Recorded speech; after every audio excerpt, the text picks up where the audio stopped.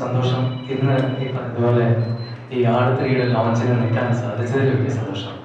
അത് മറ്റൊന്നും കൊണ്ടല്ല, വീണ്ടും ഒരു ഷാജി പാപ്പൻ ആകാൻ വേണ്ടി പോകുന്നതിന്റെ ഒരു എക്സൈറ്റ്മെന്റ് എനിക്കുണ്ട്.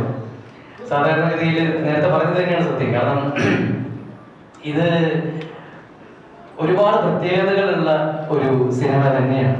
കാരണം ഞാൻ എവിടെ ചെന്ന് ചോദിച്ചാൽ എവിടെ പോയാലും ഇതെന്റെ എനിക്ക് തോന്നുന്നു 107ാമത്തെ സിനിമയാണ് ആടുത്രി. അപ്പോ ഇത്രയധികം നല്ല കഥാപാത്രങ്ങൾ, കുറച്ചൊക്കെ നല്ല കഥാപാത്രങ്ങൾ ചെയ്തിട്ടുണ്ടെങ്കിലും എവിടെ ചെന്നാലും പ്രായഭേദമന്യേ ആളുകൾ ചോദിക്കുന്നത് ഷാജി പാപ്പ എന്ന് വിളിക്കുകയും കാര്യങ്ങളൊക്കെ ചെയ്യാറുണ്ട്. അതൊരു വല്ലാത്തൊരു സന്തോഷം. മാത്രമല്ല, ഇതിന്റെ ഷൂട്ടിങ്ങിന് നമ്മൾ പോകുന്ന സമയത്ത് ആദ്യം ഏതാ പടത്തിന്റെ ഷൂട്ടിങ് നമ്മൾ പറയുന്ന ആട് എന്ന് പറഞ്ഞ പടമാണ്. ഓക്കെ.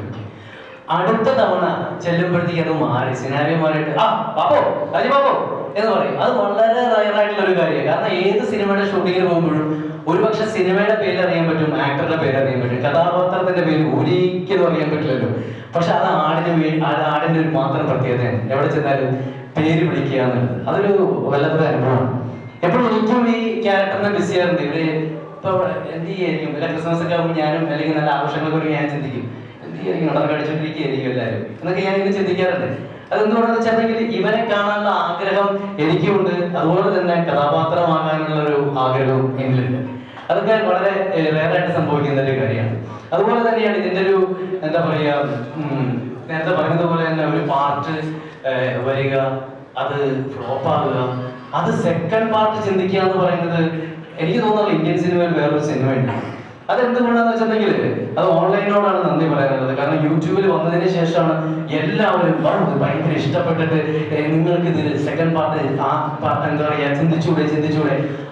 എനിക്ക് തോന്നുന്നു സാധാരണഗതിയിൽ പടം ഹിറ്റായി കഴിഞ്ഞിട്ടുണ്ടെങ്കിൽ നമ്മൾ ആലോചിക്കും സെക്കൻഡ് പാർട്ടിനെ കുറിച്ച്. പക്ഷെ പരാജയപ്പെട്ട സിനിമയെ കുറിച്ച് ആ എപ്പിസോഡെ നമ്മൾ മറന്നു.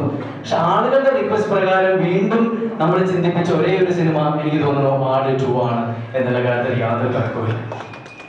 അതൊന്ന്.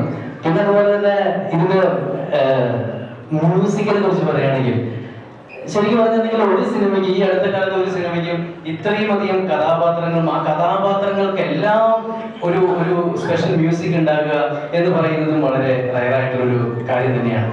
അതുപോലെ തന്നെയാണ് ഇതിന്റെ കോസ്റ്റ്യൂം ആണെങ്കിലും എൻ്റെ വൈഫാണ് ചെയ്തത്. വളരെ യുണീക്ക് ആയിട്ടുള്ള കോസ്റ്റ്യൂം, എല്ലാവരും ഏറ്റെടുത്ത ഒരു കോസ്റ്റ്യൂം ആയിരുന്നു. അടുത്ത ഏക്കും എന്തെങ്കിലും ചേച്ചി കൊണ്ടിട്ടില്ലേ. അപ്പോ അങ്ങനത്തെ കുറെ അധികം നല്ല ഓർമ്മകൾ, അതുപോലെ തന്നെ കൂടെ അഭിനയിച്ചിട്ടുള്ള സൈജു ആണെങ്കിലും ധർമ്മജനാണെങ്കിലും ഡ്യൂഡാണെങ്കിലും അങ്ങനെ ഒരുപാട് നല്ല മെമ്മറീസ് ആണ് ഞങ്ങൾക്ക് ആടിനെ കുറിച്ച് ആലോചിക്കുമ്പോൾ. മിഥുന്റെ ഏറ്റവും നല്ലൊരു സ്ക്രിപ്റ്റ് ആയിട്ടാണ് ആട് 2 എനിക്ക് തോന്നിയിട്ടുള്ളത്. അതിലും ഗംഭീരമാവട്ടെ ആട് 3 ഞാൻ പ്രാർത്ഥിക്കുന്നു.